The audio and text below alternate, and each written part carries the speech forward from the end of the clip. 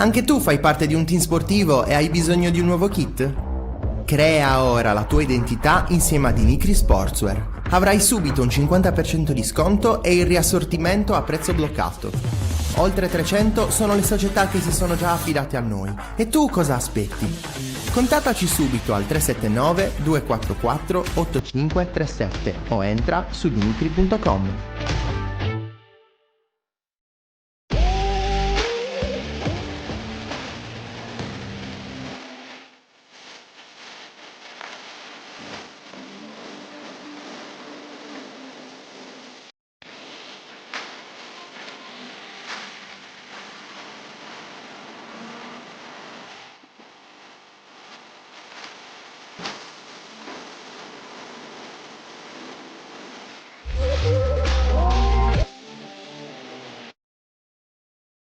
Buongiorno 131, la diretta, l'esclusiva, tutto in uno, ospiti speciali, non manca nessuno. Buongiorno 131.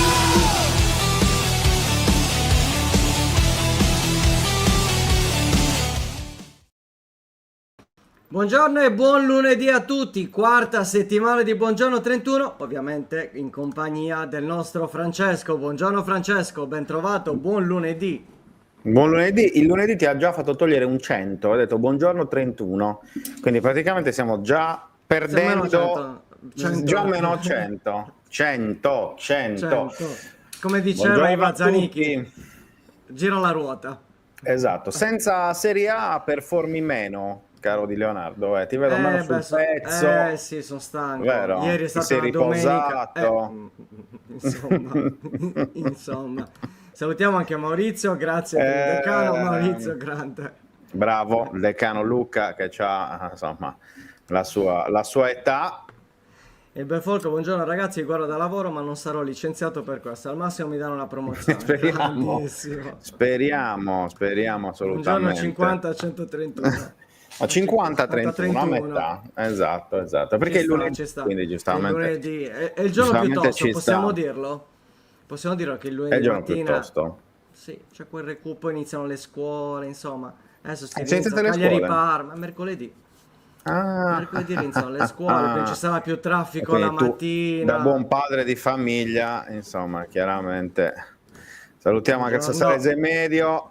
Ciao caro, o ciao cari, perché in realtà sono più di uno, però è una pagina assolutamente da seguire su tutti i social. Allora, inizio di settimana intrigante, caro Di Leonardo. Intrigante addirittura, chi abbiamo? Chi abbiamo Beh, oggi? intrigante perché è stata una settimana, no, dico in generale, perché è stata una settimana abbastanza impegnativa sul fronte sport sardo. Ieri con la vittoria, no, dell'Ital Volley femminile nella finale mondiale contro la Turchia, con insomma, Alessia Orro MVP della manifestazione, che al momento della premiazione ha portato la bandiera dei quattro amori immancabile, come sempre. Quando vince un sardo è sempre bello vedere, no? C'è la bandiera italiana e poi anche la bandiera della Sardegna, insomma, a dimostrare chiaramente, insomma, anche l'appartenenza ai colori e alla nostra meravigliosa terra. Tra l'altro anche molto entusiasta nel post gara, nell'intervista Rai, grandissima. Esatto. Mitica. Esatto.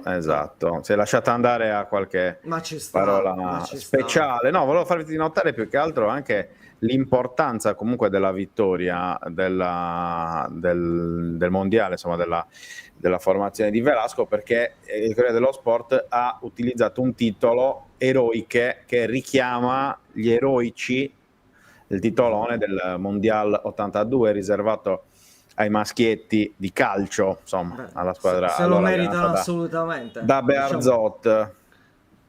Ecco qua, Marco dice senza i quattro muri un evento non è certificato. È vero, è vero, è Ovunque vero. ti giri ci sarà sempre una bandiera sarda. Sì, sì, per Ovunque. omologare un evento serve la bandiera dei quattro muri, diceva quello. Per cui, insomma, fondamentalmente quello è l'evento principale di questo weekend. Ma la Sardegna è stata al centro anche, sempre in chiave nazionale azzurra, con il basket, l'Italbasket. E qui è andata un po' peggio, diciamo. Ed è andata peggio perché di fronte insomma, c'era un certo Luka Doncic con la Slovenia, quindi l'Italia di Spissu e di Pozzecco, che tra l'altro poi ha annunciato La anche dimissione. l'addio all'azzurro. Insomma, chiaramente un pomeriggio un po' storto, ecco. Diciamo così per quello. Poi il basket, che comunque è stato protagonista anche a Cagliari, sia sul fronte maschile che su quello femminile, col City of Cagliari sul fronte maschile, vinto dall'Olimpia Milano, e col torneo di Sa Duchessa con la Dinamo Woman. Insomma, vediamo un po' effettivamente cosa dirà poi anche la stagione delle due squadre sassaresi, sia al maschile che al femminile. Abbiamo ospitato settimana scorsa, no? Abbiamo fatto DS puntata Mauro Dinamo. Sartori e il coach delle woman Paolo Citrini. Chiaramente insomma, ci sono tante aspettative, ma c'è anche tanta curiosità appunto di vedere un po' come andrà. Devo dire, ieri, sentendo un po' anche il nostro Matteo Porco inviato al City of Cagliari, mi è sembrato di comunque percepire vibrazioni tutto sommato positive, anche se chiaramente è ancora molto, molto presto, e bisogna sempre poi ricordarsi qual è anche il ruolo della Dinamo in questa Serie A di basket, in cui ci sono degli squadroni di blasone e di grandi budget, come sicuramente Virtus Bologna e Olimpia Milano, squadroni magari con un po' meno blasone ma con tanto budget, come la Trapani, come Brescia, come la stessa Tortona, Venezia, senza dimenticare Venezia, per cui insomma non sarà sicuramente facile per la Dinamo provare nuovamente a tornare protagonista anche nell'Olimpo del basket italiano, però siamo sicuri che dalle parti del Palazzo Radimini sicuramente ci sarà tanta voglia di provare a fare uno scherzetto anche alle big su quel fronte. In più, ieri è iniziata la Serie D, il campionato di Serie D, dopo l'antipasto dei 2 turni di Coppa Italia, pareggio tra Cosa e Latte Dolce, vittoria all'esordio del Monastir sul campo del Budoni per 2-0, tra l'altro quella che era stata la sfida l'anno scorso per l'eccellenza, per il titolo dell'eccellenza, l'eccellenza vinta dal Budoni, con il Monastir arrivato secondo e poi salito per la prima volta in Serie D grazie ai playoff nazionali, e poi il pareggio dell'Olbia contro l'Alba Longa 1-1, un Olbia che è ancora un cantiere aperto, visto il ritardo con cui è partita anche la stagione, la preparazione, proprio la creazione, mi viene da dire, della rosa da parte, diciamo che sono un po' indietro del club mettiamola gallurese. così. Sì. Però rispetto anche alla parità persa 5-0 magari c'è sicuramente un'evoluzione. Io però voglio farti una domanda, perché Vai. è andata così il discorso delle dimissioni di Pozzecco, però io la voglio allargare, nel Sì. senso, è giusto che un selezionatore, perché si tratta di nazionale, abbandoni dopo una sconfitta, cioè rassegni le dimissioni dopo una sconfitta da una manifestazione, oppure, come è successo, vada comunque avanti.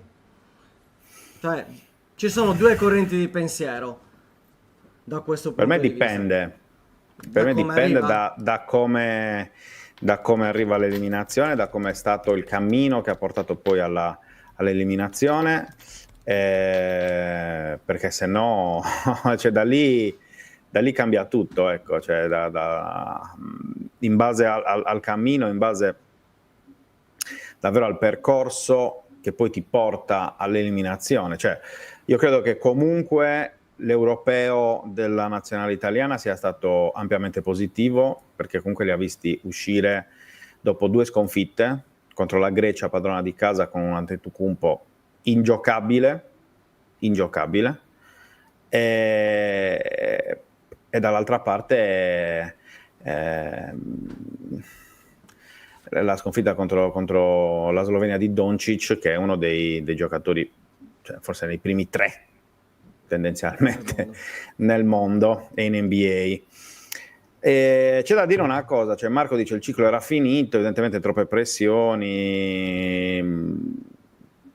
È vero che comunque a questo giro sono stati inseriti alcuni giovani che anche un po' in discontinuità con quello che era stato il passaggio generazionale, no? Cioè io ricordo le vecchie nazionali di basket in cui dovevano per forza esserci tutti vecchi, tra virgolette, perché avevano giocato in NBA, in Eurolega e quant'altro, e non sono mai arrivati grossi risultati. Forse l'ultima Ital Basket di un certo tipo era quella di Sacchetti alle Olimpiadi, però per il resto tante delusioni, ok? È vero anche che aspetta un secondo, Comunicazione di servizio. esatto. Dicevo, tendenzialmente Pozzecco è un personaggio che ha dato tanto al basket italiano anche a livello di eco mediatica, perché io credo che con un altro selezionatore probabilmente molto di quello che è stato detto, è stato scritto, di quello che si è fatto sul basket italiano, senza Pozzecco insomma ci sarebbe stata meno visibilità. E poi a quel punto bisogna sempre capirsi bene su quanto possa essere utile anche la visibilità, cioè o meglio, non quanto possa essere utile, quanto sia giusta la visibilità da dare a un progetto, perché c'è un personaggio al centro che molto spesso prende anche su di sé tutti i riflettori rispetto a quella che è la squadra, no? Beh, l'ho sempre fatto da quando è allenatore. Non è la prima volta se ricordi le squadre di Balotelli, si parlava di Balotelli, ma non della squadra in cui giocava Balotelli. Quindi questo è un po' il discorso. Però ecco, fondamentalmente vedremo chi saprà prendere il suo posto e soprattutto se andrà in continuità o in discontinuità con il suo lavoro, che comunque non è stato banale, perché poi appunto spesso Pozzecco lo si identifica come macchietta, tra virgolette, ma in realtà è uno che di basket ne sa tanto, ne ha masticato, ne ha giocato anche di alto livello, per cui insomma per me sicuramente sarà una perdita, ecco, per la nazionale. Bisognerà vedere chi prenderà il suo posto, perché comunque io credo che l'inserimento di Niang, di Diouf, un po' più di spazio dato anche a Spagnolo, sono tutti giocatori che comunque Diouf e Niang si stanno affacciando ora, fondamentalmente in questi ultimi anni, al grande basket, e Spagnolo gioca in Spagna o insomma comunque in Eurolega, così come Procida, così come lo stesso Spissu che gioca nel campionato spagnolo. Io credo che questa commistione di stili un po' diversi rispetto a quello prettamente italiano non possa che fare bene anche a tutto il movimento. Poi è chiaro, purtroppo noi giudichiamo quasi sempre dai numeri, cioè in base ai numeri, in base ai risultati, e se il risultato non arriva spesso poi il giudizio è negativo. Però, ripeto, secondo me in questo europeo si poteva fare sicuramente qualcosa di più, Però poteva fare anche molto peggio, eh. Cioè, se l'Italia avesse perso contro la Spagna, così come sembrava dall'inizio del primo quarto, veramente disastroso, probabilmente ora saremmo qui a uscita commentare prima, sì. altro. Però, ripeto, io credo che comunque lasci un buon lavoro, cioè tracce di ottimo lavoro, soprattutto con alcuni giovani, e un ciclo che comunque andrà necessariamente poi fatto ripartire, non dico da zero, ma forse da uno, ecco. Cioè, nel senso che chiaramente Niang, Diouf si sono conquistati poi il posto, no? da titolari, e non soltanto da titolari, anche da sorprese in qualche modo, giocando e cercando di fare bene. Per cui serviva anche qualcuno che li mettesse poi effettivamente in grado di poter dimostrare di essere giocatori utili alla causa. Poi Anche la dice domanda anche di Nicola, Gianluca, allora, c'è questo Nicola dice 21 anni senza medaglie, è ovvio che nel momento in cui non vinci, lo sappiamo, ma lo vediamo anche nel calcio, non è che l'Italia del calcio stia andando molto meglio, nel momento in cui non hai risultati, è ovvio che il tutto deve essere messo in discussione, è normale che magari ci si aspetta qualcosa di più. Abbiamo visto l'esempio appunto di Julio Velasco, comunque con cosa ha fatto con le ragazze e cosa aveva fatto a suo tempo con i ragazzi, perché ricordiamo che lui aveva vinto un mondiale anche nel 90 e nel 94, parliamo comunque di situazioni dove il selezionatore deve probabilmente dare quell'impronta, però anche intorno a quello che gira attorno alle nazionali deve essere sicuramente probabilmente più strutturato, perché nel momento no, in ma cui non hai risultati non c'è un solo motivo. è un problema di federazione. Noi stamattina avremo Mario Santona, allenatore della Tennis Tavolo Sassari, che ha vinto lo scudetto appunto della Serie 1 maschile di tennis tavolo a maggio, e un po' come avevamo fatto anche con Andrea Giordo, il DS della Raimond pallamano, sempre di Sassari, cioè per noi è utile andare a indagare un po' anche quelli che sono questi sport, perché spesso il tifoso medio, senza voler in qualche modo, cioè che sia un insulto o qualcosa del genere, una cessione negativa, no, tutt'altro. Però dico, il tifoso medio spesso si sofferma, no, al calcio e poi soprattutto agli sport che hanno maggiore visibilità Cioè. a livello sia nazionale ma anche regionale e quant'altro. E invece ci sono delle realtà che invece appunto hanno una grande potenzialità di crescita, hanno un grande valore sociale, educativo, proprio a livello sportivo. Ecco, ho fatto l'esempio del tennis tavolo perché probabilmente anche a livello federale, quindi a livello di gestione dell'organizzazione, dei campionati, del movimento in generale, spesso ci sono delle federazioni che sono più virtuose di altre, perché trovano i percorsi giusti, magari imitando quello che succede in altri paesi che hanno già raggiunto livelli importanti.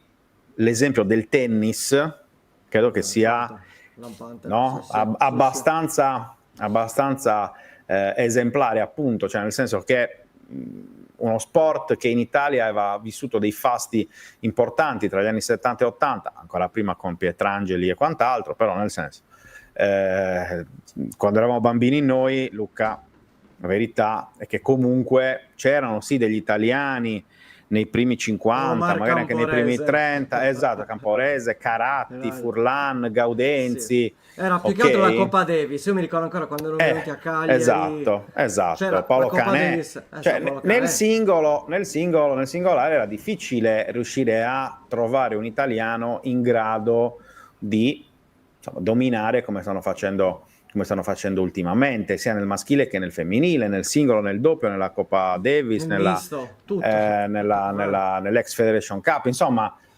Questo perché? Perché si è trovata la soluzione giusta a livello federale. Il lavoro di Binaghi, che appunto non è stato un lavoro annuale, ma è un lavoro che dura da quasi 25 anni, insomma, chiaramente tu semini e poi raccogli. Ecco, io penso che anche nel basket servirà poi una sorta di rivoluzione da quel punto di vista, perché mi fa sorridere pensare che il presidente sia ancora Petrucci, che ha la sua età, che ha la sua esperienza, che è stato presidente del CONI, lavori cioè, cariche nel calcio, insomma. È chiaro che serva un profondo rinnovamento, però vedendo in campo, vedendo come ha giocato la nazionale, già c'è stato il rinnovamento, perché ripeto, l'inserimento di Niang, di Diouf, dello stesso Spagnolo, cioè insomma hai abbassato un po' l'età media della squadra, hai dato sempre più responsabilità a questi giocatori, puntando sulla loro voglia di emergere, di crescere. Ecco, bisogna continuare su quella strada, credo che sia abbastanza evidente, no? È sempre il solito discorso della pazienza. Bisogna dare pazienza ai giovani, bisogna dargli fiducia e poi chiaramente i risultati arriveranno se tu comunque cerchi di costruire un percorso dove ci sono sempre delle migliorie. È ovvio che nel momento in cui cerchi di fare dei cambiamenti, ma questo lo vediamo un po' in tutti gli sport, ringiovanimento, e non ci sono subito i risultati, allora si mette in discussione tutto. Da questo punto di vista, sai, lo sport, perché comunque il tennis ultimamente è andato bene? Perché comunque sta vincendo, quindi ha più visibilità, c'è stato un aumento di iscrizioni di giovani che fanno il tennis, e anche questo è molto umorale, e posso dirti, può essere normale da un certo punto di vista, ma anche un po' triste da un altro, nel senso che io seguo lo sport solo se si vince, altrimenti non lo seguo. E questo non è un messaggio di sport, perché tu in teoria lo sport, anzi in pratica, lo sport lo fai a prescindere. Poi è ovvio che se vinci sei più contento, ma al di là di questo, uno sport se ti piace, non ti piace solo perché vince, perché allora sarebbe troppo semplice e viene meno da una delle leggi non scritte dello sport. Ciao Nijolas, ben trovato. Però è così. Ciao caro. Sì, no, ma è vero, ma è lo stesso discorso che poi si può fare anche sull'Italia di calcio, cioè chiaramente ora si è all'inizio di un nuovo percorso. È chiaro che il 5-0 contro l'Estonia non può essere risolutivo di tutti i problemi del calcio italiano, tutt'altro, però probabilmente la scelta di Gattuso è una scelta che va nell'ottica di badare al sodo, un po' come era stato fatto con Antonio Conte, non so se ti ricordi, Sì, anche certo, tutte le certo. polemiche, la nazionale più infatti, scarsa degli ultimi Fra, e via dicendo, eppure... paradossalmente, scusa se ti interrompo, è Prego. quello che dice anche Gianluca, la vittoria dell'Europeo ha messo da parte, abbiamo vinto a posto, siamo perfetti. Ed è vero, attenzione che c'è pure l'effetto opposto, vince la nazionale e questo copre i problemi del movimento di base. È verissimo, perché comunque nel momento in cui vinci, cosa puoi contestare? Quando vinci non puoi contestare niente, però può essere un colpo di fortuna, mettiamola così, ma i problemi rimangono e infatti successivamente si sono continuati a fare figuracce. Quindi è vero che magari una vittoria che è anche inaspettata, perché quella vittoria dell'Europeo era completamente inaspettata, tanto entusiasmo, però poi effettivamente se tu non vai a lavorare sul contorno, cioè struttura, organizzazione e anche le figure che vanno a comandare, perché è inutile che ci giriamo attorno. Se noi dobbiamo attivare un processo di rinnovamento su chi effettivamente va in campo in qualsiasi sport, tu devi anche fare un processo di rinnovamento anche su chi dirige, perché servono delle nuove idee, serve modernizzare, perché altrimenti è sempre la stessa cosa, cioè gira sempre intorno alle stesse persone e questo probabilmente non va bene, anzi sicuramente non va bene. Assolutamente, ma vedo che ci ha raggiunto Mario Santona, tecnico, campione d'Italia con la Tennis Tavolo Sassari. Buongiorno Mario, grazie di essere Buongiorno, con noi. Buongiorno a voi, grazie dell'invito. Come si sta da campione d'Italia? Diciamo che non si sta male, in realtà come, come abbiamo detto più volte è stato un titolo che all'inizio della scorsa stagione era veramente inaspettato, quindi da matricola una salvezza raggiunta con largo anticipo ci ha consentito insomma di giocare con la testa leggera e dare il massimo, anche più del massimo da parte di tutte le componenti, quindi insomma una grande soddisfazione. Ecco, stiamo vedendo insomma anche dal vostro sito, Mario, no? Sì. Il resoconto un po' della della finale gara 3, la bella, insomma, primo scudetto storico appunto per la Tennis Tavolo Sassari a livello maschile.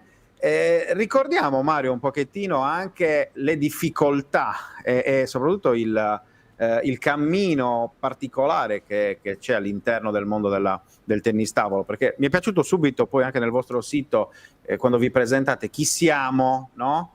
Insomma si parla di tutte le vostre varie realtà, che sono appunto la scuola maschile, la scuola femminile, la divisione paralimpica in qualche modo, che insomma se andiamo a vedere tutte le vostre squadre davvero si parlava un po' di movimento. Ecco, voi siete la testimonianza che davvero lo sport fa bene e che è davvero un valore anche a livello educativo. Sì, diciamo che la nostra filosofia è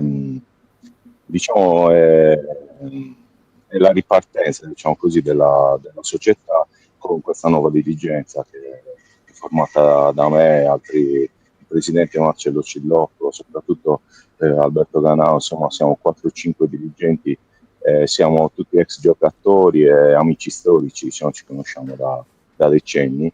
Il primo obiettivo è stato quello di formare una società con base larga, quindi che comprendesse varie componenti, partendo dal settore giovanile. Questo è stato il primo motore che ci ha convinto a prendere in mano la società con tutti gli impegni che lo conseguono. Poi abbiamo agganciato l'attività paralimpica, grazie, non mi stancherò mai di ringraziare una persona che purtroppo non è più con noi, che però è stato un grande diciamo, motivatore, ci ha spinto ad aprire la sezione paralimpica, che è Angelo Vittieri, che insomma conoscerete, famosissimo, era stato dirigente, ha vinto scudetti con l'Anmic, il basket in carrozzina. Certo. Poi da lì avevamo delle squadre comunque, chiamiamole così, senior, quindi di campionati nazionali, ma a livello di Serie B.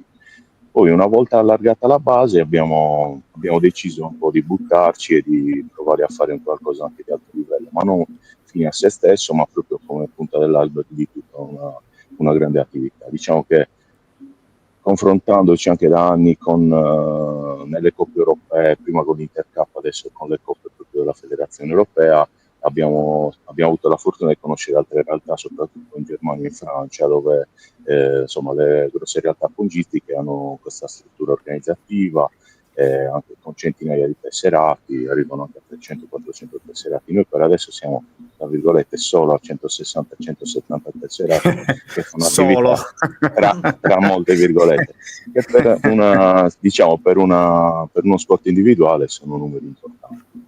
E questo vai. No, prego, finisci. No, finisco giusto un secondo. Questo da una parte è una grande fortuna, però dall'altra pone anche problemi nuovi, che sono problemi soprattutto di spazio. E quindi c'è una proficua interlocuzione con l'amministrazione comunale. Le cose sappiamo bene che non si possono fare in 2 giorni, però siamo fiduciosi che si possa arrivare a un impianto dedicato alla disciplina anche a Sassari, come Cagliari giustamente c'è da forse 30 anni. Questo è un po' il nostro, tra virgolette, sogno, perché ci sono nuovi obiettivi, ulteriore crescita, quindi insomma a questo punto abbiamo proprio bisogno di uno spazio dedicato. No, aggiungo di più, caro Mario, perché sennò poi diventa inutile arrivare all'eccellenza, cioè nel senso portare delle eccellenze in Sardegna, se poi alla fine il problema è sempre lo stesso, che è quello strutturale. Ma ne parlavamo qualche settimana fa anche con Andrea Giordo della Raimond, poi alla fine vai a stringere anche con Sartori di essere della Dinamo, insomma non è solo un problema di Sassari, ovviamente è un problema proprio generalizzato in tutta l'isola. Però poi vai a stringere, dovunque ti giri, il problema sono sempre le strutture, e questo è appunto una situazione che andrebbe risolta anche con un intervento ovviamente da parte delle istituzioni preposte.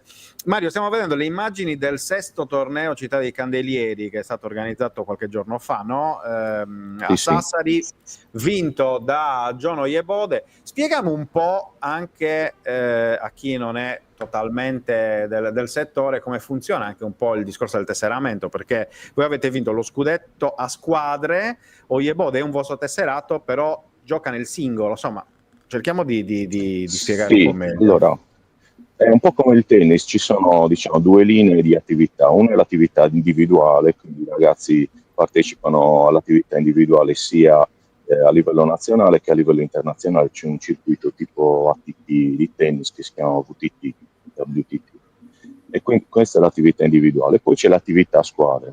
A seconda di che campionato giochi puoi avere o meno la possibilità di disputere altri campionati. Lui l'anno scorso giocava in Bundesliga 2, quindi in Germania, uno dei campionati più forti in Europa.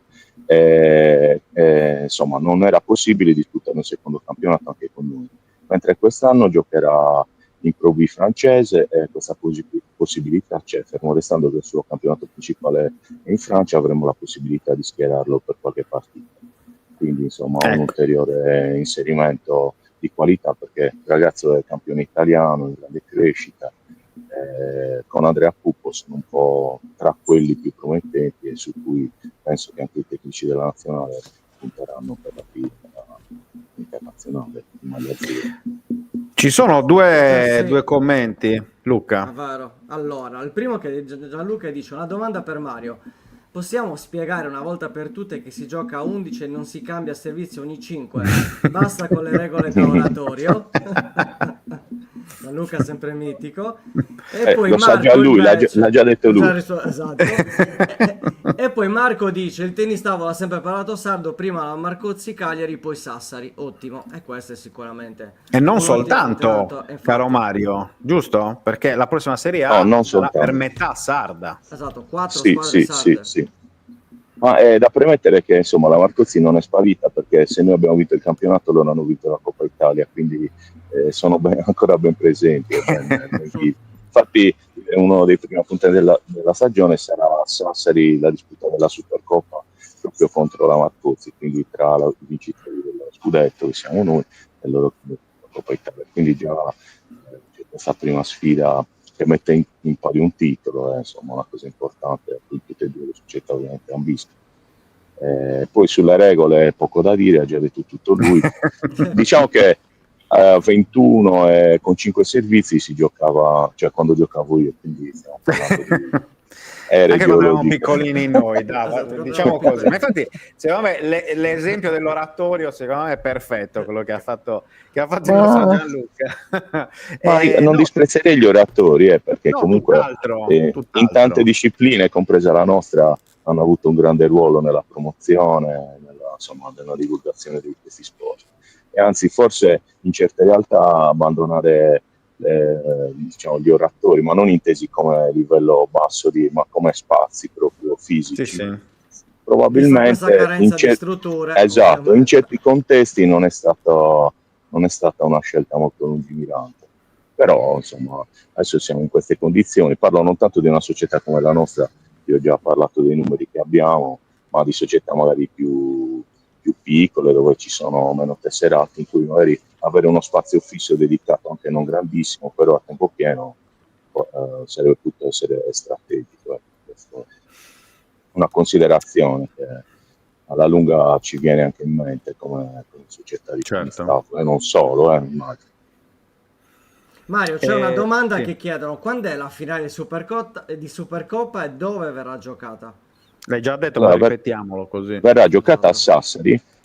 La data diciamo non è stata fissata definitivamente, ma dovrebbe essere negli ultimi giorni di ottobre, perché bisogna incastrare vari impegni, insomma, di altri calendari. Prima si discuterà la Supercoppa femminile, quindi non ci può essere sovrapposizione.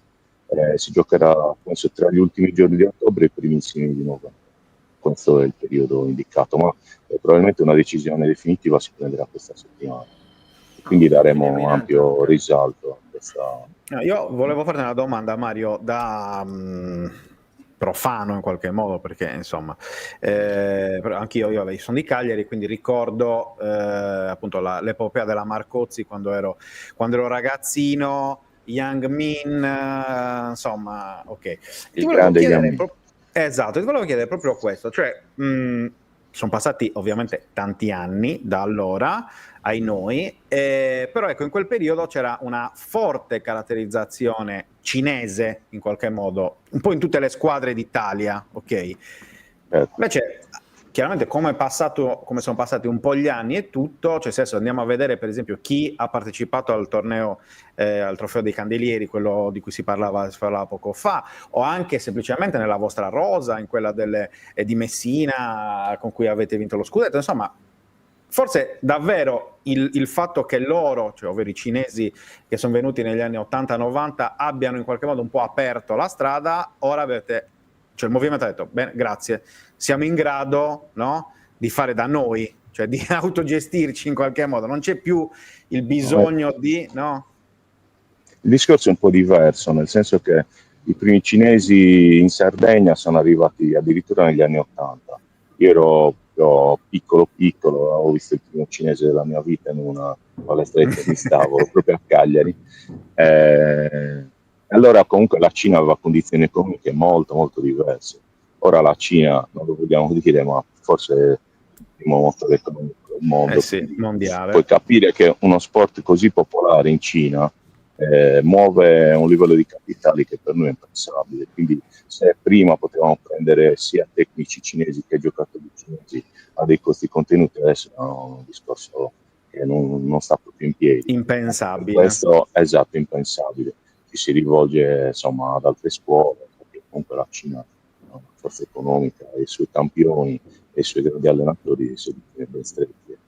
C'è solo un esempio, adesso è arrivato in Europa, è l'ex numero 1 del mondo che si è ritirato dall'attività dei tornei VTT, quindi a tipi di tennis, quindi livello individuale, perché comunque è un'attività molto stressante, giocano ogni settimana, hanno un po' la pistola puntata alla testa, se mancano in qualche torneo vengono addirittura multati, quindi lui ha fatto una scelta coraggiosa, pur essendo giovane, ha detto non faccio più questo livello, questa attività individuale, vengo in Europa ed è andato a giocare in Germania in una grande squadra.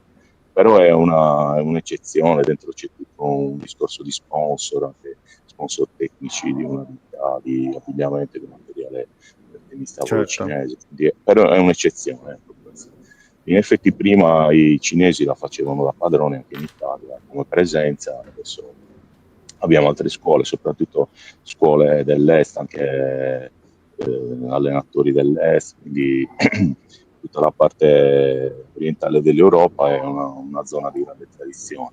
Noi adesso ne approfitto, mi viene in mente che abbiamo rinforzato il nostro settore tecnico con l'ingaggio di un allenatore di origine indiana che ha più di 20 anni di esperienza nella formazione nel settore giovanile in tutta Europa, soprattutto in Svezia, che è un po' una delle culle del tennis tavolo continentale. Quindi per dire che gli investimenti che prima di tutto cerchiamo di investire nella qualità dei tecnici, perché questo a tutti i livelli pensiamo possa fare la differenza in prospettiva. Ovviamente l'obiettivo è portare i nostri ragazzi in prima squadra e levarci delle soddisfazioni che speriamo siano ancora maggiori. Questa è un po' la nostra filosofia. È fondamentale, appunto, secondo me hai detto bene, lo sguardo in prospettiva, perché poi alla fine cioè se vuoi dare futuro al tuo sport, e non soltanto allo sport, ma poi anche alla tua realtà, fondamentalmente devi per forza sempre guardare su quello. Mario, in chiusura, parliamo un po' della nuova stagione, avete cambiato un po' il roster in vista del nuovo anno, presentaci un po' anche tutte le varie novità. Allora sì, diciamo che in prima battuta l'intenzione era confermare più ragazzi possibile, però questo per varie ragioni non è stato possibile, un po' per esigenze personali, un po' per comunque questioni anche, non lo nego, anche di livelli di ingaggio, perché quando poi i ragazzi raggiungono determinati risultati sono anche più appetibili sulla piazza, quindi hanno fatto anche altre scelte. Però abbiamo colto l'occasione per ringiovanire la rosa. Abbiamo acquistato un atleta russo che lo scorso anno giocava nella squadra di Prato, che insomma ha perso solo un incontro in tutto il campionato ed è campione di Russia a squadre. La Russia ha un livello veramente importante, quindi siamo molto fiduciosi. Questo ragazzo ci possa dare, si chiama Artemen, ci possa dare un grosso contributo. Poi come italiani è andato via Alessandro Bacciocchi, insomma per esigenze personali, e abbiamo ingaggiato Marco Cappuccio, che proviene da Norbello, che insomma, purtroppo non è riuscito a conquistare la salvezza la scorsa stagione, insomma, quindi il ragazzo voleva rimanere nella massima serie e noi siamo ben felici di accoglierlo, un ragazzo secondo noi di grande potenzialità e anche su di lui abbiamo grande fiducia. Poi abbiamo ingaggiato Pistri, diciamo, è andato via, il campione slovacco, che comunque grande esperienza, però tanta attività a livello internazionale, insomma. Abbiamo preferito puntare su un prospetto un po' più giovane, però anche lui con grande esperienza, un nazionale ungherese, si chiama Lakatos. Poi, a parte questi primi 4, avremo la possibilità per qualche partita di schierare sia Giovanni Ebode, di cui abbiamo già parlato, quindi campionato italiano assoluto, che un altro ragazzo argentino che ha passaporto italiano, si chiama Santiago Lorenzo, un nazionale argentino, tra l'altro un bravissimo ragazzo, anche lui fa la Pro B francese, quindi il nostro sarebbe il secondo campionato. Quindi la rosa è abbastanza ampia perché comunque gli impegni sono tanti e bisogna avere le spalle coperte per tutte le evenienze. Il livello del campionato è molto alto, competitivo, quindi ti devi far trovare pronto perché essendo 8 squadre, tra passare dalla quarta posizione che ti garantisce il primo scudetto a una possibile retrocessione, il passo è veramente brevissimo. Quindi vogliamo stare molto in campana e non ci culliamo certo sui risultati dello scorso anno. Ogni anno si riparte da zero e questo è anche un po' il mantra di questa stagione, cioè non ci culleremo assolutamente su un risultato che non ci garantisce niente per la prossima stagione, quindi stiamo bene in campana. Mario, ti salutiamo. Questa persona la conosco. Esatto, ti salutiamo per quello, cioè ti facciamo salutare anche dall'amico Andrea Assini, responsabile delle pagine sportive della Nuova Sardegna. Ciao Andrea, ben trovato. Andrea. Ciao, Ciao, Andrea. Buongiorno. Ciao Mario. E quindi Andrea, saluta tu Mario, perché noi lo abbiamo già presentato e tutto, quindi a te la chiusura. Vabbè, Mario, oltre che essere un grande amico, è un compagno di viaggio fidatissimo dei nostri progetti con la Biblioteca Popolare dello Sport, si è dimostrato anche un tecnico di livello, uno stratega e un organizzatore, perché poi lui magari non lo dice, però loro sono campioni d'Italia con una società piccola dove tutti fanno qualcosa, dove tutti si rimboccano le maniche, quindi lui allena ma fa altre 1000 cose, quindi veramente un plauso al loro impegno e ai risultati che hanno ottenuto. Vabbè, Andrea, ti sei guadagnato una birra. Esatto. Grazie. Vai. Che non fa mai male, Esatto. Va bene, grazie. Vi Mario ringrazio. Sata, allenatore della Tennista Volo Sassari, ci vedremo sicuramente più avanti, quindi questa è una promessa. Grazie davvero di essere stato Grazie con noi, mille a Mario. voi. A presto. Grazie, ciao. Ciao a Mario. Allora Andre, so che non hai tantissimo tempo, quindi saremo bravi a rubartelo tutto fondamentalmente. Ne approfittiamo completamente. Perché insomma è stato un fine per settimana. tutti. È lunedì Esatto, per bravo. Quindi però è stato il lunedì che segue un fine settimana importante per lo sport sardo. Ne abbiamo parlato rapidamente in apertura, ma chiaramente lo facciamo anche con te. Inizierei ovviamente dall'oro mondiale dell'Ital Volley femminile con Alessia Orro, MVP della manifestazione, oltre che migliore palleggiatrice dell'evento. Ieri in redazione si diceva, ma la si può definire l'atleta sarda più vincente di sempre? E io direi che insomma ha vinto praticamente tutto, non l'unica, perché ci sono anche altri, penso a Marta Maggetti, penso allo stesso Lorenzo Patta, perché poi noi parametriamo tutto con la vittoria dell'oro olimpico, perché quello chiaramente è l'apice, no? Però ha vinto praticamente tutto, cioè mancava solo il mondiale, le manca lo scudetto probabilmente. Guarda, è l'unica cosa. Ci pensavo un quarto d'ora fa mentre stavo guidando, mentre stavo arrivando a lavoro e dicevo, allora, non è bello e non ha molto senso fare graduatorie tra le discipline, però il volley è evidente che è uno sport che pesa, cioè io sto guardando la mazzetta dei giornali e quando vai sulla prima della Gazzetta, eccetera, eccetera, e su tutti gli altri giornali, direi che il peso specifico di questa impresa è alto. In più lo fai da MVP, in più lo fai con già in bacheca un po' di medaglie, una medaglia d'oro olimpica, eccetera. Ragioniamoci, io oltre che più vincente la definirei, non so, uno degli atleti, uso la sardi, migliori di ogni tempo. mischiando uomini e donne. Vi sfido a trovarne di meglio. Dico di più, Andre, è del 98. Cioè Abbiamo ancora margini di tantissimo crescita, margine di crescita. Come noi, no? Quindi Come questo, noi, esatto, sì, siamo come molto- noi. Noi siamo tutti giovani. Tra l'altro anche voi sulla nuova chiaramente avete tributato il giusto spazio, no? Alessia sul tetto del mondo, con quella bandiera dei quattro mori che compare sempre quando Quindi c'è è stato un anche sardo che... convalidato il titolo, perché è comparso la bandiera dei quattro muri, quindi convalidato. Esatto, omologato anche questo. No, mi faceva sorridere poi pensare che praticamente appunto Alessia Orro, quindi palleggiatrice, quindi di fatto regista un po' anche delle azioni della pallavolo, passerà da Paola Egonu in nazionale alla Vargas al Fenerbahce, che era l'altro posto della Turchia. Aggiungo sommessamente, forse senza la Vargas la partita ieri sarebbe finita molto prima a favore Lo so, però dell'Italia. anche senza Doncic l'Italia sarebbe ai quarti. Vero, bravo, infatti però ci sono. Volevo portarti proprio su quello, perché effettivamente la Sardegna ha vissuto la gioia di Alessia Orro e la delusione in qualche modo, anche se poi va detto, era messo ampiamente in preventivo, insomma, da parte dell'Italbasket, perché quando perdi 84-77 con la Slovenia e 42 punti su 84 li fa un solo giocatore, cioè tendenzialmente ci può anche stare, no? Però si poteva fare lo stesso, secondo me, secondo me si è visto, perché nel secondo tempo Doncic è diventato giustamente un giocatore quasi normale, è diventato un giocatore forte anziché un giocatore lunare, e l'Italia è rientrata, ha giocato meglio, e infatti secondo me alla fine la Slovenia l'ha vinta con i gregari. Sì, chiaro che pesano i 40 e passa punti di Doncic, però i canestri di Prepelic, un paio di giocate difensive in momenti giusti, l'ha vinta con i gregari la Slovenia la partita, secondo me, e l'Italia l'ha persa con i big, se posso. Perché certo, devi, non è che puoi. Fontecchio ha fatto 20, ma è uno che non ti trascina mai. Melli purtroppo non l'abbiamo visto. Marco è stato spremuto, ma non è da lui che ti puoi aspettare sempre 20 punti, no? Quindi qualche big ha un po' toppato. Ecco, era un'Italia corta.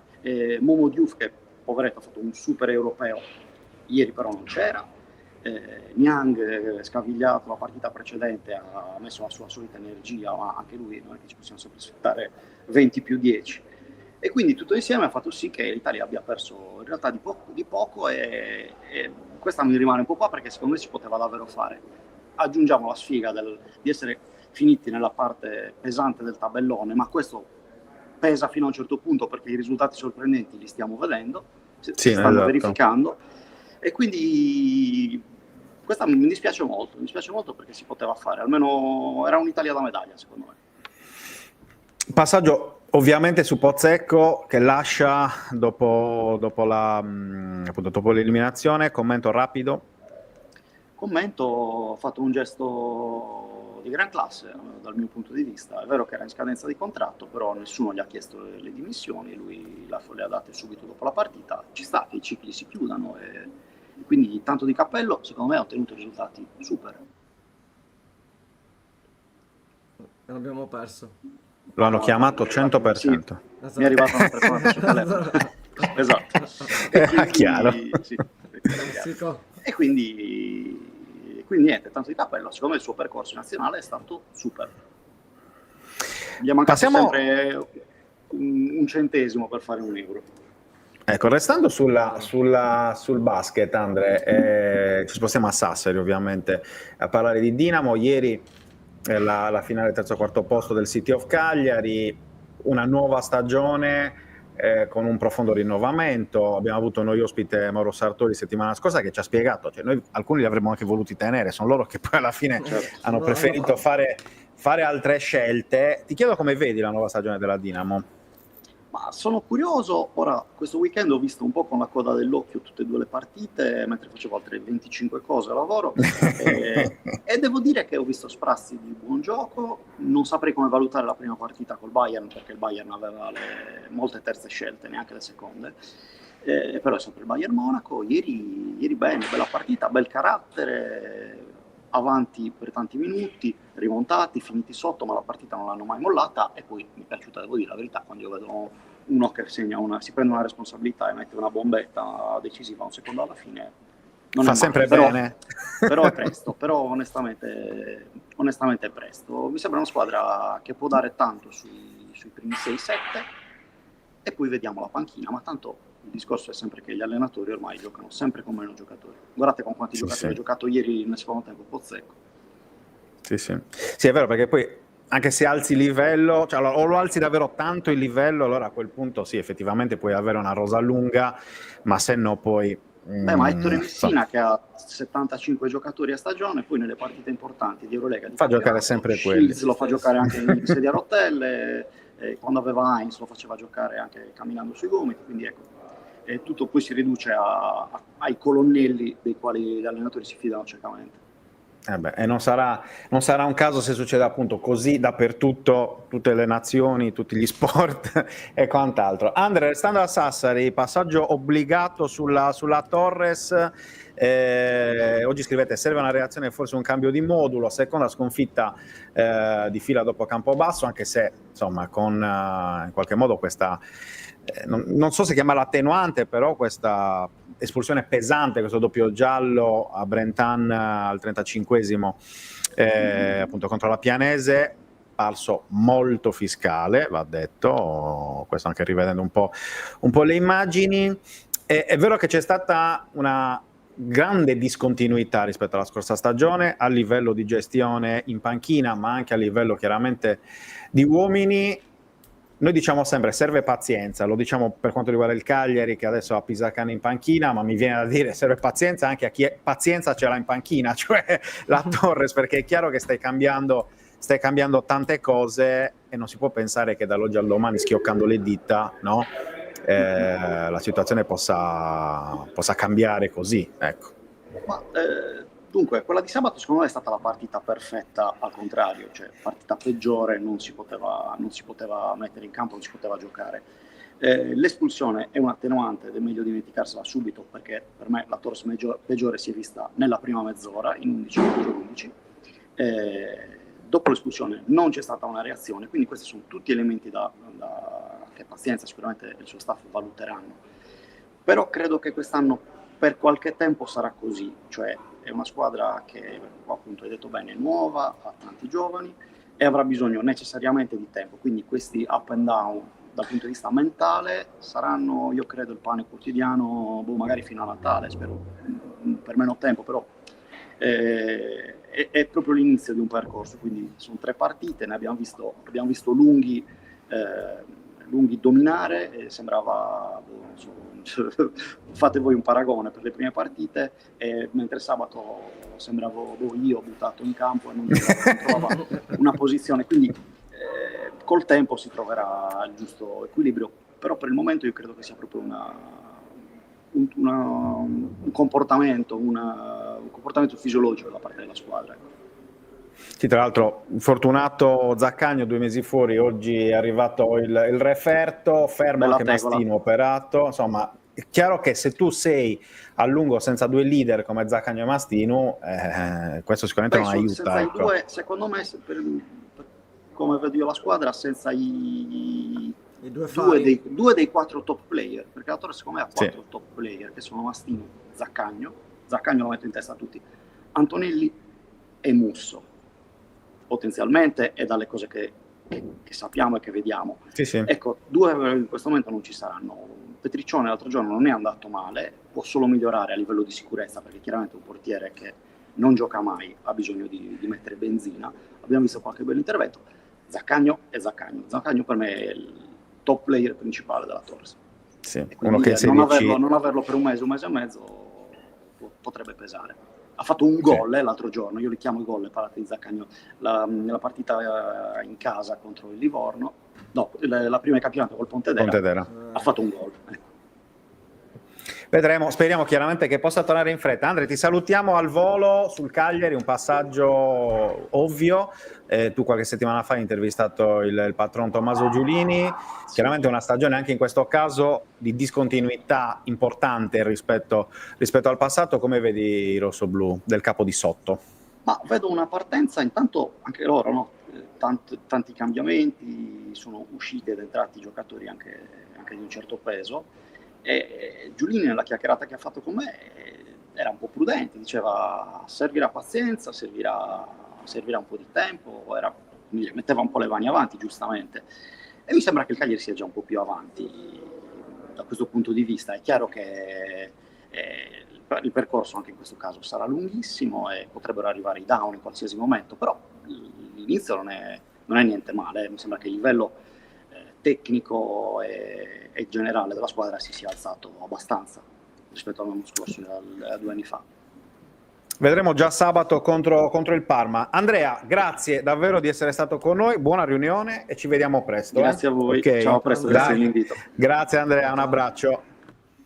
E ringraziamo Andrea Assini, davvero, insomma, mai banale Andrea nei suoi interventi, uno con cui puoi parlare di tutto. Peccato che oggi avessimo anche poco tempo, ma insomma saremmo rimasti a parlare avremo tanto. comunque modo per averlo durante l'anno, assolutamente sì, snocciolare al meglio assolutamente certe sì. situazioni. È che appunto il lunedì per chi fa il nostro lavoro è un po' complesso, quindi bisogna sempre Ma ringraziare comunque, i colleghi che in che generale, vengono sempre. fra il lunedì, già anche quando andavi a scuola, era il lunedì. Dice domani è già il lunedì, perché hai quel...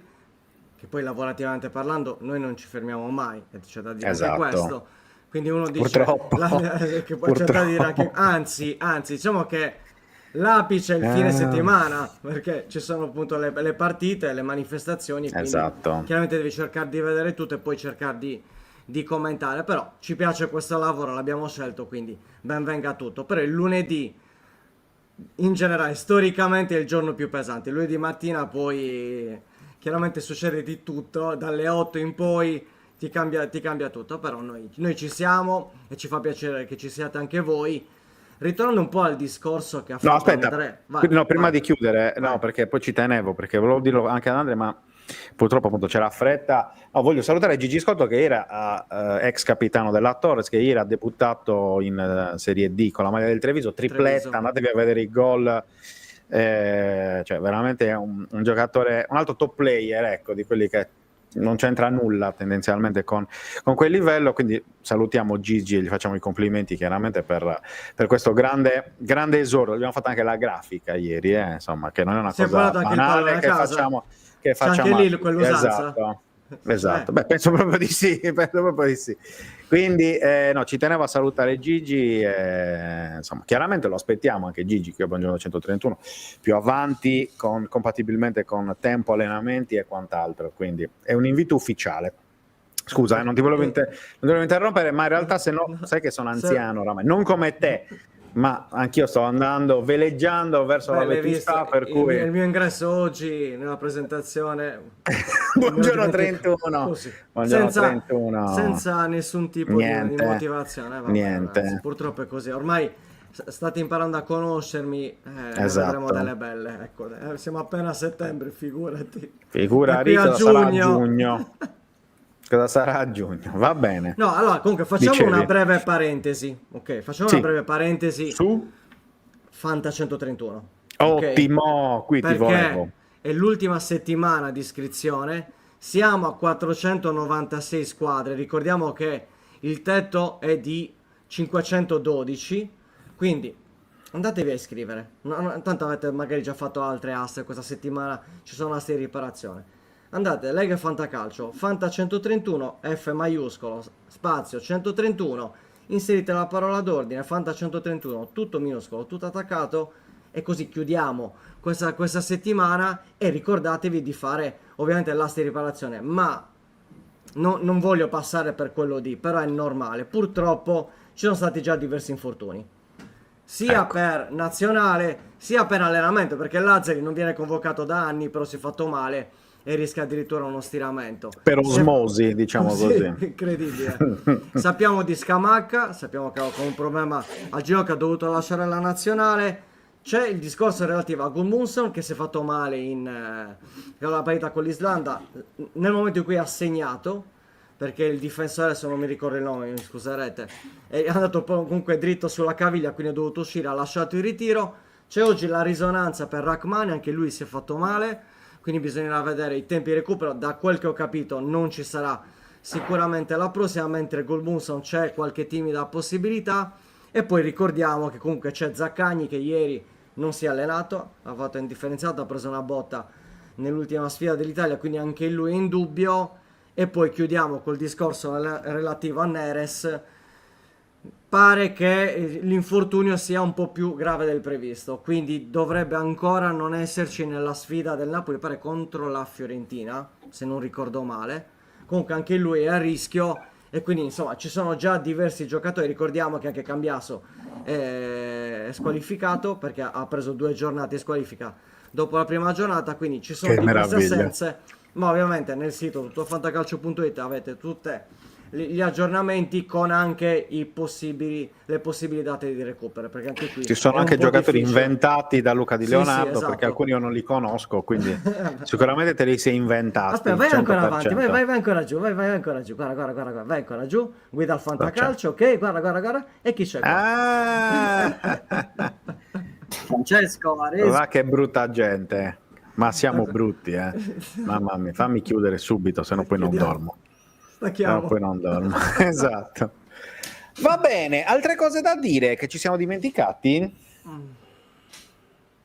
Mi pare di no, mi pare che abbiamo parlato Abbiamo detto un po' un di po' tutto. tutto. Sì, vabbè, sabato sappiamo alle 15 l'anticipo Cagliari-Parma. Esatto. Vediamo un po' anche del ritorno dalle nazionali, vediamo un po' quali saranno le condizioni che i giocatori. È ovvio, possiamo dirlo già da oggi, lunedì, che la partita di sabato probabilmente darà anche un primo valore del Cagliari, perché l'abbiamo visto Sì. bene con la Fiorentina, l'abbiamo visto bene con Napoli. Ora però bisogna vedere a un pari livello, perché il Parma comunque giocherà per la salvezza. Vediamo un po', anche perché anche loro hanno un nuovo allenatore, l'allenatore più giovane della Serie A, hanno diversi giocatori interessanti, arriverà l'ex Oristagno che il Parma ha preso praticamente l'ultimo giorno di mercato. Insomma, anche il Parma è una squadra che sta ricostruendo, ha dei giocatori interessanti, in primis sicuramente Pellegrino che è il centravanti argentino, e poi altri giocatori interessanti come Bernabé, Del Prato, lo stesso Suzuki che all'inizio, lo scorso anno, era comunque un portiere magari un po' sottovalutato, aveva fatto anche diversi errori, però piano piano sta trovando la giusta continuità ed è anche un portiere, una giusta alternativa al fantacalcio. Pintus sì, ancora infortunato, non so per quanto ne abbia, Ma credo massimo qualche settimana. quindi entro Non è una settembre cosa... forse. Sì, Primi di sì, ottobre sì, dovrebbe penso di recuperare. sì. Quindi magari dopo la prossima sosta, probabilmente. Sì, no, ma probabilmente ce la fa anche già prima della sosta. Capito? Va bene, ragazzi, allora noi chiudiamo la puntata di oggi, anche perché appunto è lunedì e poi ci sono tante cose da organizzare, anche in vista delle prossime. Possiamo già dire gli ospiti di domani? No. Non li Non diciamo, no, perché tu sei no. scaramantico. Sì, assolutamente sì. Sì, perché Vabbè, comunque ci sono. parleremo di Allora, calcio sardo, sì. di oggi, di domani e anche di ieri. Facciamo così? Ok, dai, va bene. Ti è questo piaciuta sì. questa? Sì, Ti è bellissimo. piaciuta? Sì, sì. Ma che? Mi freghi domani. Mi freghi domani. No, vabbè, più che altro non volevo dire un'altra cosa, visto che abbiamo detto di Fanta 131. Sì. Iniziamo già da oggi ad avvisare che la puntata di giovedì Sarà sarà alle 18, alle e 18 non alle e non alle 19, 19. per colpa mia, perché io poi ho Esatto. l'asta con gli abbonati Perché poi e alla quindi, visita insomma, vi specialistica invito già a vederla, mi raccomando. geriatrica. Sono solo 5 ore di live. Sì, ma non farò diversamente, guarda, mi sono Tu cancellato speri- tutti gli impegni solo Francesco per sarà quello. special guest. Sì, vorrei immaginare. Sicuro. Va Sono già bene, lì. quindi esatto, ve lo ricorderemo via via, non pensate che ve lo ricorderemo già anche da domani fino a giovedì. Esatto, quindi puoi iscrivervi. iscrivetevi. Se poi avete dubbi, le prime 2 giornate vi metteremo 66, che quindi sarebbe 0 gol, giusto Luca? Uno praticamente, No, 66. ecco, Però, 66 sì, e 1. Sì, esatto. Però è giusto per mettere anche un po' di Esatto. equilibrio, perché è ovvio, altrimenti uno perché mi dovrei iscrivere se dovessi partire da zero certo, sono già con 2 indietro giornate di esatto. ritardo. No, Quindi no, cerchiamo quindi di sono renderlo equilibrato. Chiaramente noi lo rendiamo equilibrato, sarà poi onere vostro essere performanti sino all'ultima giornata di campionato, ovvero fare le formazioni, perché è la base. Esatto. Su questo purtroppo, ragazzi, divento un po' antipatico, perché per me non esiste giocare al fantacalcio e non dare la formazione. È un po' se andate a giocare a pallone, a calcetto e non avete il pallone e allora vi guardate in faccia, allora che andiamo a fare? A quel punto è meglio non farlo. È un gioco e come tale va trattato. Quindi continuità sino alla fine, ma ve lo ricorderò ogni settimana, ve lo dico. Va bene, va bene, va bene. Quindi ragazzi, allora noi chiudiamo, vi ringraziamo ovviamente per essere stati con noi in diretta, ringraziamo anche chi ci seguirà in replica e chi ci ascolterà soltanto su Spotify. A noi ci fa piacere a prescindere, qualunque sia la piattaforma e la soluzione che voi scegliate, ci fa piacere a prescindere da tutto, appunto, farvi compagnia. Volando giù il microfono, volando nel microfono, va bene. Tutto. Esatto. Possiamo mandare la sigla a questo punto. Scrasi. Certo. A domani. Un abbraccio, ciao, ragazzi. A tutti. Buona giornata, buon lunedì. Sigla.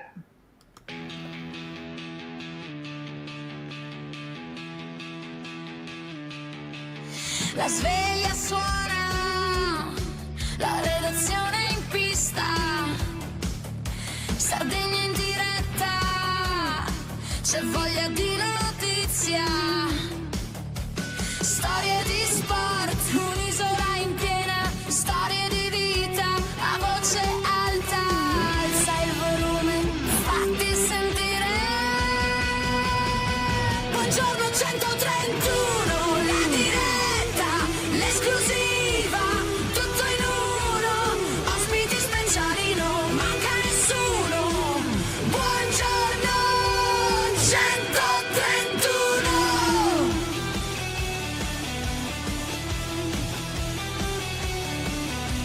Storie di sport, storie da raccontare, tra il campo e il mare c'è tanto da dire. Alza il volume, fatti sentire. Buongiorno 131, la diretta, l'esclusiva, tutto in uno, ospiti speciali, non manca nessuno. Buongiorno 131.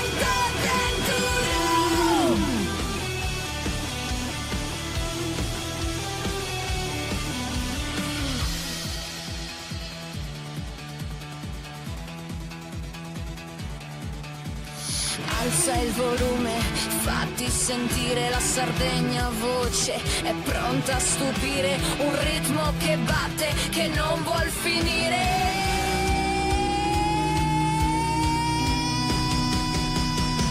Buongiorno 131, la diretta, l'esclusiva, tutto in uno, ospiti speciali, non manca nessuno. Buongiorno 131.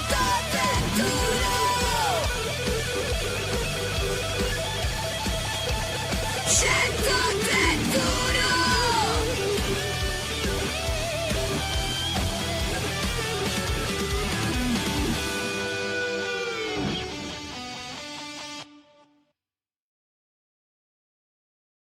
Anche tu fai parte di un team sportivo e hai bisogno di un nuovo kit?